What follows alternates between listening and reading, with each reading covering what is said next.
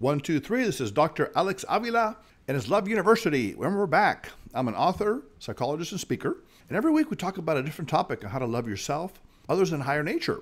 And this is all about self-improvement and really finding your strength within yourself and being the best person you can be so you can help yourself and others. And we're deep into our summer session. We've been having a lot of great guests this summer, guest lecturers on many topics. But today I'm going to go back to a little bit of the old ways where I'm going to be talking about a topic that's going to be very, very practical for you. So this is something I don't really usually do, but I want you to take out and take some notes right now. Everyone listening today, and some of you guys already do that, but take out your notepad, take out your iPad, your phones, your pens, whatever you use to write with, because I'm going to give you something that's very useful for you to help you live to your ultimate maximum. Today's topic is the power of discipline, the might to do right, how to overcome obstacles, how to be strong within yourself, bad habits, weaknesses, and turn them into strengths.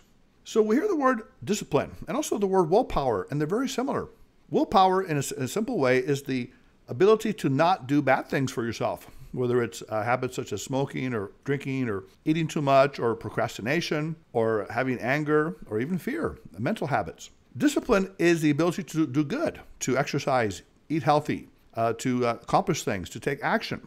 So how do we do this? Develop this idea of being disciplined, having willpower. One of the ways I look at it is a simple way, is either you decide to have a little pain now or a lifetime of pleasure, or a little pleasure now and a lifetime of pain. So in our life, we often have to decide, do we want the instant gratification of having that extra Coke, that extra meal, not exercising, maybe living a life that's not as disciplined, maybe picking the wrong partners because we feel lonely? Or do we take the longer route, maybe work out, exercise, maybe feel a little bit of pain initially, starting a diet, maybe going without having someone in your life for a period of time until you find the right person, going through that empty space, a little bit of pain, but a lifetime of pleasure. So that's the decision we have to make. And ideally, you choose a little bit of pain now in a positive way to have a lifetime of positive joy and fulfillment through discipline, through having your ability to self-regulate yourself.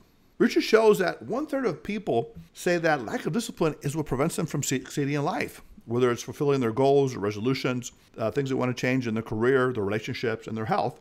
Because many times people are slaves to their impulses and desires and not the master of them. Whether it's eating extra, not exercising, maybe having a bad habit, substance abuse, picking the wrong people in relationships, having fear, shyness in certain situations, anxiety, procrastination, many different habits and aspects that hold people back. They actually did a study where they had a beeper go off 7 times a day in the study of these individuals. And they asked them, what are you feeling at this moment? What is your motivation or desire? 75% of the people said that around the time of the beeper going off, they had a desire to sleep, eat, have sex, or be on the internet.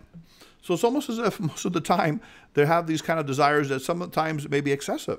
It may distract them from their goals. In fact, they say that 4 hours a day are spent fighting impulses that may harm you or not help you in your goal, whether it's being on the internet. Some people are addicted to social media, watching too much television, getting involved in negative activities. Now, I want to give you a little scenario here. Reggie, my producer, who's been doing a great job for us. Reggie, I want you to imagine something here. Let's say that there are aliens from another planet that have kidnapped you, and they brought you to their homeland. And they say, well, we're going to change your brain right now, and we're going to give you 2 choices. Choice number 1 is we're going to let you have all the desires you want, and whatever you want to do, but no control for your impulse. You have no discipline. Choice number 2 is we're going to give you total discipline, but no desires. You're going to be like that guy in the Star Trek, a guy named Spock, if you recall, who basically was very rational and logical. Even though he was human, he was basically a very logical person. So Reggie, which of those 2 options do you choose? Total discipline. Okay, that means you have no desire, no passion, no love, no sexual arousal, and no pleasure. You would really choose that? Yeah. Okay. Reggie, you're in the minority. Very few people would choose that if given that scenario. Now, a lot of people would say they want both, but a lot of people would say, okay, I'll take my desires and I'm going to have to pay consequences for going overboard. But if in reality, feelings do motivate us. Think about it, passion. And also some feelings can be positive. The joy you have in hugging a child or a loved one, making love, watching a sunset, listening to great music, that ecstasy, the compassion, the gratitude, those are wonderful feelings. So it's not that we want to eliminate our feelings totally. We want to channel them. We want to transform some of our feelings that are maybe impulsive, having desires that may hurt us, whether it's for sex or for food or for revenge or for anger. We want to be able to channel those into a positive scenario where we can master them. Now, there are a lot of benefits of willpower. They did a study with little kids, and they said to little kids, okay, you can have one marshmallow right now, but if you wait a little bit for the other person to come back, the adult, you can have 2 marshmallows. What they did is that they researched these kids 30 years later as adults. They found that those kids that were able to wait for the second marshmallow had higher grades in college and also had a lower BMI. In other words, they were less likely to be overweight 30 years later because they had the self-control, the self-discipline as a little kid of 4 years old. They did a study where they looked at 36 personality traits, and they found that willpower was the #1 predictor of top grades in college, more important than IQ or even test scores in the SATs. Other benefits of having strong willpower or discipline: you're healthier, physically healthier. You have better friends, a more stable marriage, better career advancement, more money. You're more likely to be a boss or employer that is well-liked. You have less stress, less depression, less anxiety, and less substance abuse. All these factors come into play when you have high-level willpower. And people that have high-level willpower or discipline actually spend less time resisting negative desires, negative impulses, because many times they are on what we call autopilot. They do the right things, or they have the positive habits, whether it's exercise, eating healthy, being kind to themselves, self-care, and they minimize mistakes and maximize success. So they're in a higher level of trajectory in their success because they already have developed this discipline pattern. Biologically, we have a part of our brain called the prefrontal cortex, which is the last part of our brain to mature, usually around age 25. This is our rational side of our brain that refrains from acting impulsively and sticks to our purposes and gives us an understanding of what we need to do rationally.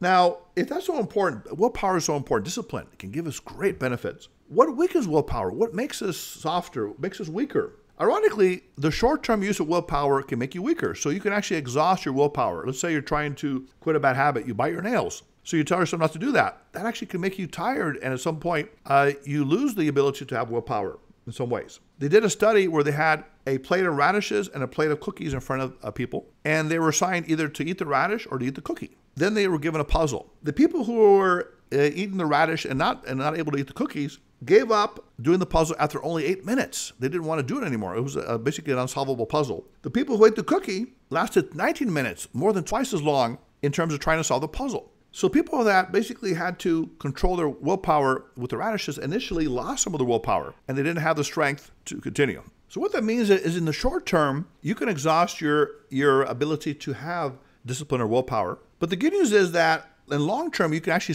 strengthen your willpower. Think of it like muscles. You may exhaust your muscles initially when you work out, but eventually you're going to have stronger muscles. You're going to be able to have more endurance as you go along. And the other thing is that motivation also can determine if you can recapture your ability to have willpower. So people that were paid in an experiment or told that their efforts are going to help other people actually were able to go beyond the limits of willpower, and they could stay longer in doing the puzzle. So definitely that can change. Another factor that can weaken your willpower is self-criticism, condemnation. They had a study where they give subjects a donut to eat, and afterwards, some of them were told, you went off your diet, but it's okay. Everyone makes mistakes once in a while. It's okay to have a little cheat day. The other people were not told that. And then they were put in front of a bunch of candies, and they said, eat all the candies that you want. The people that were given the self-forgiveness lecture actually ate only 28 grams of candies, and the other people ate 70 grams of candy. So the people that were able to forgive themselves for getting off their diet actually were okay. They didn't have to eat that many candies. The other people felt bad. They felt guilty. So what happened is that because they felt weak, they actually said, well, I guess I might as well eat all the candy. I blew my diet anyways. So they self-criticize themselves. They condemn themselves. And sometimes we see this, that people that condemn themselves actually perpetuate their weakness, whether it's an addiction or a bad habit. They say, well, I already did it, so I might as well do it again. So the key is to forgive yourself. And we'll talk a little more about this a little later in the show. The other thing that can weaken your willpower is temptation. Being in front of stuff that you know is going to tempt you, whether it's alcohol, drugs, food, sexual affairs. What happens is that when your brain is in a reward-seeking state, you produce more of the chemical called dopamine, which is a pleasure chemical. They found that males who watch erotic images are more likely to take financial risks. People who have a fantasy about winning the lottery are more likely to overeat. And grocery stores are very clever because they place the best foods and drinks at the front of the store, so you get excited and you want to go and buy many times candies and chocolates. So it's all geared to kind of like get yourself stimulated, to get you tempted. Now, those are ways to decrease your discipline. How do we increase it? How do we improve our willpower so we can accomplish our successful dreams in our relationships, careers, finances, personal health?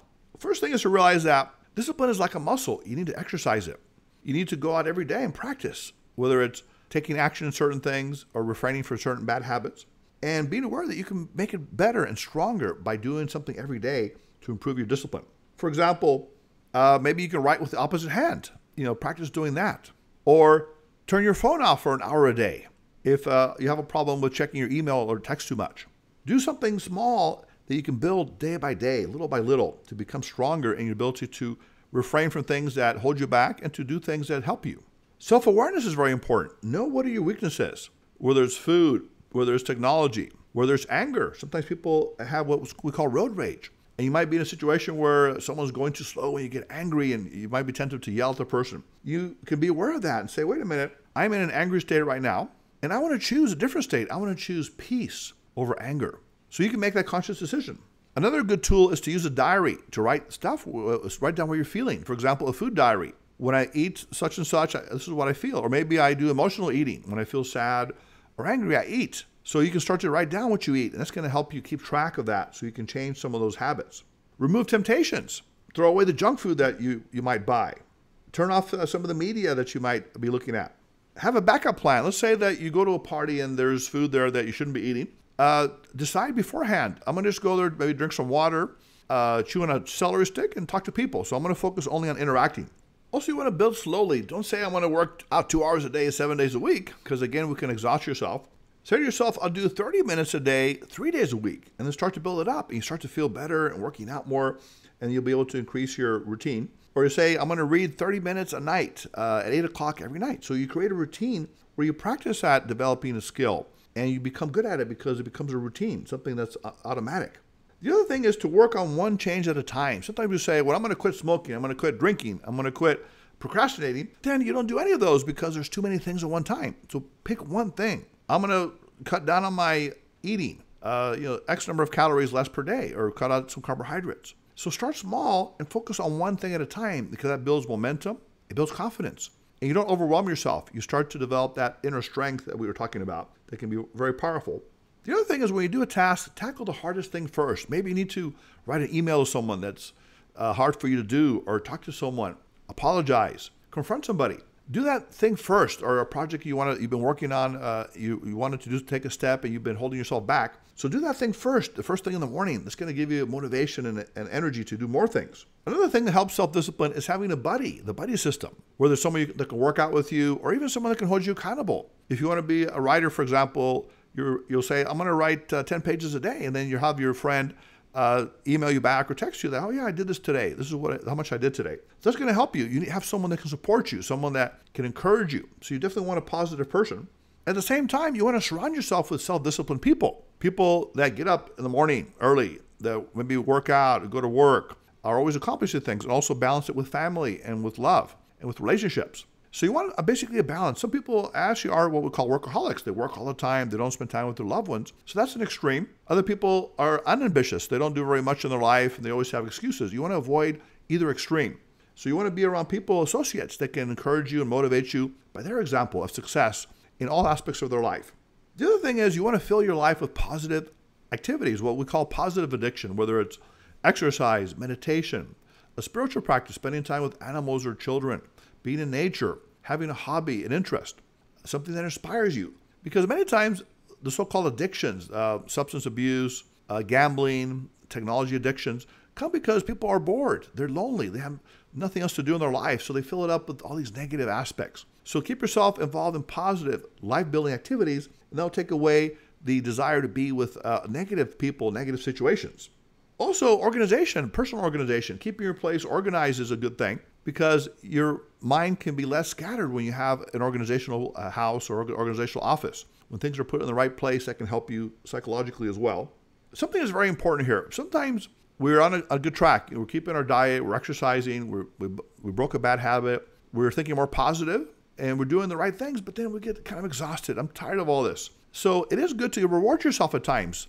We call it a cheat day. Maybe have a little ice cream on a certain day, watch your favorite show, read a book, listen to music, give yourself a massage, relax. So there are times when we need to take a break from our hard efforts to do things. I call it the energy pool. We have certain kinds of pools of energy. Sometimes we have pools for physical activity, sometimes for mental, sometimes for work, sometimes for entertainment. And sometimes the pools run out. So when you're are tired of work, you need to relax a little bit and do some entertainment and not feel guilty about it. Maybe you're a mom who has kids and you might want to take a day off or time off for a facial or massage. That's perfectly fine. Or you're a business person, you work very hard. Take time off to play golf or tennis or watch your favorite movie. Whatever it might be, we need an alternating efforts. We need to change things up at times so that we have a balance. And we can recharge our batteries and go back and be strong. Now, earlier we were talking about self-forgiveness or self-compassion. People that don't have self-compassion often keep making the same mistakes because their lower level of identity commit the same mistakes. Well, I'm a loser. I blew my diet. I'm on drugs again. No one cares about me. So that kind of mentality will drag them deeper down to the addiction or the bad habit or the bad relationship. They'll find someone that's going to be abusive to them or incompatible because they don't want to be alone or lonely. They feel that they're not worthy of a better partner. So what you need to do is you need to forgive yourself for any past mistakes, love yourself, and also recall your successes. Maybe you've had success in certain relationships or financial situations or career situations. You have had good times, joyful moments, times when you felt confident. Remember those. That's going to build you up and make you feel more powerful and more positive that you can actually overcome any weaknesses or bad habits that you might have. What we call laziness or procrastination or not being around the right kind of people. You can start to go beyond that because you believe that you have ability within yourself. You can succeed. The other thing that's important to think about is that every time you have a so-called bad habit, you can exchange it for something positive. So for example, if you have anger issues, sometimes people upset you. They could be driving on the road or maybe a neighbor or even a family member. You have a tendency to get angry, maybe even yell and say some things you might regret. You need to exchange anger for peace. So think of that at the moment you're angry. So let's say you feel the fiery anger. Think of it as a color, maybe red. And you say to yourself, I have this redness inside me, but I'm not going to let it master me. I'm not going to let it control me. I'm going to instead bring a white color, something like peace, serenity. So I'm going to pay for the anger with peace. I'm going to exchange it. And as a result, you're going to have a much more positive, much more rewarding lifestyle and relationship internally and externally because you have transformed that negative trait, that anger, into something called peace, something positive. The other thing is, and speaking of peace, is something that can be very useful for dealing with developing your discipline is relaxation and meditation. They found that people that have what we call low heart rate variability, their heart rate is always pretty much the same, very high, often have a hard time with getting off addictions. They often relapse because they're at a very intense, high arousal state, what we call fight or flight. They're very nervous, they're very stressed out. People who are very calm have what we call high heart rate variability, so they can go from low to high, but this is a normal state. So they can be relaxed, sometimes they're excited, sometimes they're relaxed, but they can go back and forth. They have a strong willpower and a strong energy as well. So you want to maintain relaxation, so practice meditating maybe 15 minutes a day. Take a deep breath in, exhale out, visualize a beautiful place, a beach scene, a relaxed environment where you feel content. Beaches, mountains, lakes. Visualize what you see, the colors that you see, the smells, the sights, and the sounds. So practices every day can be a great way to kind of put yourself in that relaxed state of mind where you can overcome any obstacle that you have. And finally, this is one of the more interesting ones. To develop self-discipline is to practice a certain faith in a higher power, whether it's God, spirit, nature, whatever you believe in. And the idea that you can give up these so-called bad habits, these impulses, these desires that can hurt you to a higher power. And that higher power can transform them into healthy desires, whether it's dealing with your diet, exercise, addictions, bad relationships, negative thinking patterns, and you can transform those into healthy patterns of thinking, into healthy relationships, into healthy lifestyle choices. So think of this as a higher sense of you. It could be a higher part of you. It could be God. It could be a spirit. Whatever you believe in, having faith that this higher power can transform your weaknesses, your tendencies into something positive and strong can also be a great way to develop your self-discipline. Because it's not just you against the world. Now you have a partner. You have a higher partner that can help you as well. It can uplift you through your faith, through your belief that there can be a better way. Now, there are days when I don't want to do a podcast. I want to do something else. I want to relax. But I do this because I love the work I do. I'm helping you, helping myself. And I do it because of discipline. Being here every time I come. And something that you guys don't want to go to work every day, but you have to get up in the morning. And the question is not that it's hard for you to do, but how to make it something that you enjoy developing, this discipline. This ability to be consistent in your routines, to accomplish your goals, to go beyond the negativity, to go beyond the obstacles, to have what we call resilience. Maybe you have obstacles, setbacks. Maybe you lose a job, you lose a relationship. Maybe you fail your diet. Maybe you go lose your sobriety. Maybe people are against you in certain ways. But you still come back because you know that you can do this. You have the discipline you develop within yourself. Other people can support you. You might believe in a higher power. And every day you become stronger and better. People who are in classes, it can be very difficult. I've taught colleges and I have older students come back and they say, I have work and I'm balancing family. It's very hard for me to study. I said, but if this is your passion, this is what you want to do, you can accomplish this. If you have the discipline and the willpower and the motivation. And many times they do have it and they can accomplish it. So today, I anticipate you've learned something very valuable. To be disciplined, to have resilience, to have willpower is perhaps the most important ingredient for success. More than luck, more than connections, more than looks, more than money, more than a lot of things, even IQ. Willpower can turn anything into something good. I reward you today with your ability to listen to me for this period of time, your willpower to stay here, your discipline, and anticipate you've gathered some very valuable information. If you want to write to me and send me any questions or comments for Love University, you can reach us at lovetype4u@aol.com. That's LOVETYPE, the number 4, letter U at AOL.com. Our website is loveuniversity.love. You can call us at 310-226-8090. So it's time now, everybody. Love University. Time to put away your pens, your notepads, your iBooks. And we'll see you next week. This is Dr. Alex Avila, Love University.